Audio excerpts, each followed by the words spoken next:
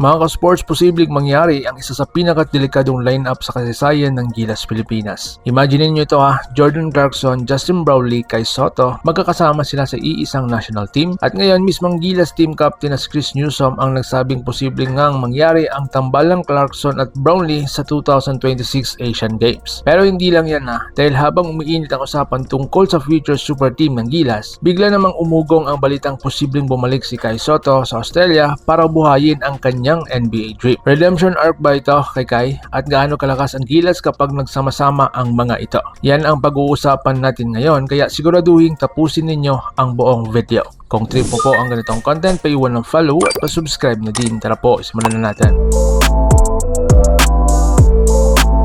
Pagkatapos ng FIBA World Cup Asian Qualifiers, malinaw na nakafocus ngayon ang Gilas Pilipinas sa pagpapalakas ng lineup para sa mga susunod na international tournaments. Isa sa pinaka-target ngayon ng coaching staff ng Team Cone ay maging competitive laban sa powerhouse teams tulad ng Aussie at Kiwis sa third FIBA window. Pero alam naman natin, sa ilalim ng FIBA eligibility rules, limitado pa rin ang option ng Gilas pagdating sa paggamit ng overseas Filipino talents bilang local player. Kaya hanggang ngayon, impossible pa rin magsabay sina Jordan Clarkson at Justin Brownlee sa official FIBA tournaments bilang parehong local. Pero dito pumapasok ang magandang balita. So 2026 Asian Games, iba ang eligibility rules. Passport-based kasi ang ginagamit ng Asian Games at hindi FIBA heritage rules. Ibig sabihin, mas possible para sa Pilipinas na gamitan ng ilang Pinoy-blooded players na bilang local player. At dito nagsimulang umugong ang posibilidad ng pinakapangarap na tandem ng Gilas fans noon pa man, si JC at JB. At mas lalong naging exciting ito matapos magsalita si Chris Newsome tungkol dito. Ayon kay Newsome, malaki raw talaga ang possibility na mangyari ito sa Asian Games. Pero may warning din siya. Hindi lang Pilipinas ang lalakas, posible ring magdala ng NBA level talents ang ibang Asian countries dahil sa parehong passport rule. Kaya hindi sapat na puro star power lang. Kailangan pa rin ng chemistry at dito pumapasok ang pinakamalaking advantage ng Gilas. Parehong pamilyar sina Clarkson at Brownlee sa sistema ng national team. Si Brownlee matagal ng leader ng Gilas at napatunayan na ang kanyang chemistry sa local players. Habang si Clarkson naman,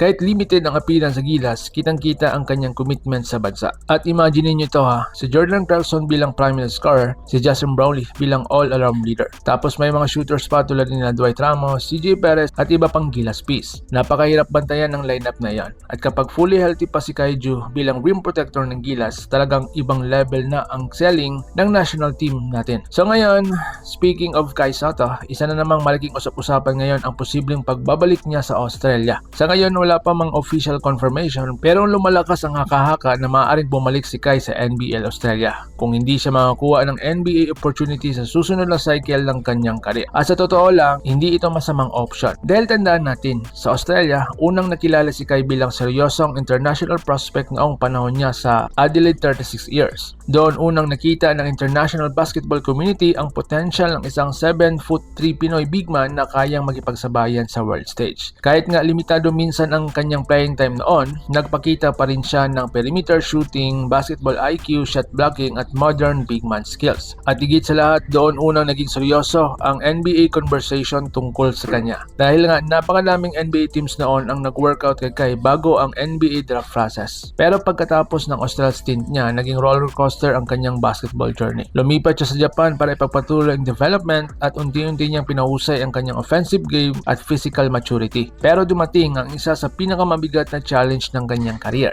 ang kanyang injury noong 2025. At alam naman natin kapag 7-footer ang nagkaroon ng malaking injury, malaking epekto talaga iyon sa mobility, explosiveness at confidence. Kaya ngayon nakakabalik na siya sa paglaro ngayong 2026. Maraming observers ang nagtatanong ano ang susunod na hakbang ni Kai at dito pumasok ang Australia comeback rumors.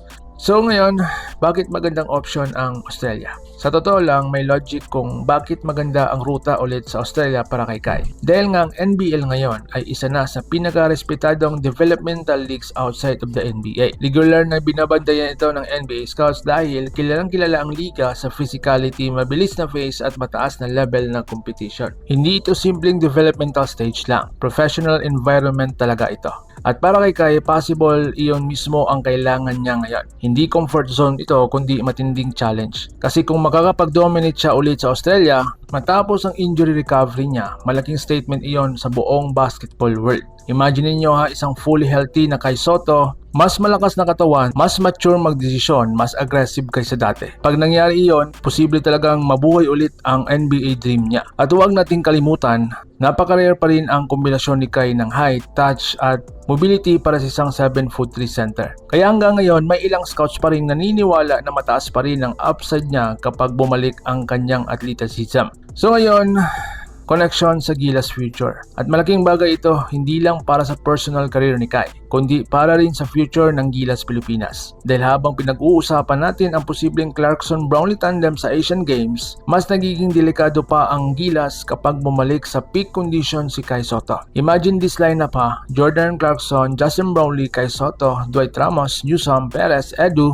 at iba pang young stars. Kapag nag-click ang chemistry ng lineup na ito, kayang makipagsabayan ng Pilipinas sa pinakamalakas na bansa sa Asia. At para sa maraming fans, ito ang marahil ang isa sa pinaka-talented generation ng Gilas sa modern era. Sa ngayon, wala pang official confirmation tungkol sa pagbabalik ni Kai sa Australia at wala pa rin final lineup para sa 2026 Asian Games. Pero isang bagay ang malinaw. Unti-unti nang nabubuo ang posibilidad ng pinakamalakas na Gilas lineup na matagal nang pinapangarap ng mga Pilipino. At kung mangyari man ang Clarkson at Brownlee tandem, kasabay ng fully healthy na si Kai Sotto, possible ito na ang pinakamalaking pagkakataon ng Gilas Pilipinas para gumawa ng historic run sa international basketball. Kaya ngayon mga sports gusto man ninyo makita ang Clarkson-Brownlee tandem sa Gilas? At tingin nyo ba ay dapat bumalik si Kai Sotto sa Australia para habulin muli ang NBA dream? Comment your thoughts below at babasahin ko yan. At huwag kalimutang i-like, share at subscribe para sa mas marami pang Gilas Pilipinas updates. So paano? Ingat po kayo.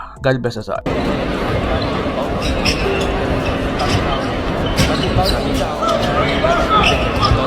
Mga ka-sports, kung hilig ninyong bumili ng mga Gilas jersey, Gilas accessories at mga gamit na pang basketball, habang nanonood po kayo sa aking mga videos, kindly check this basket on this lower part ng ating video at magpa-pop up yung ating mga items sa gilid. Mga legit po yung mga items dyan and see to it po na makabili po kayo ahead of time kasi meron po yung mga discounts and mga promos depende po sa seller. And also, kunting suporta din as a content creator po. Salamat!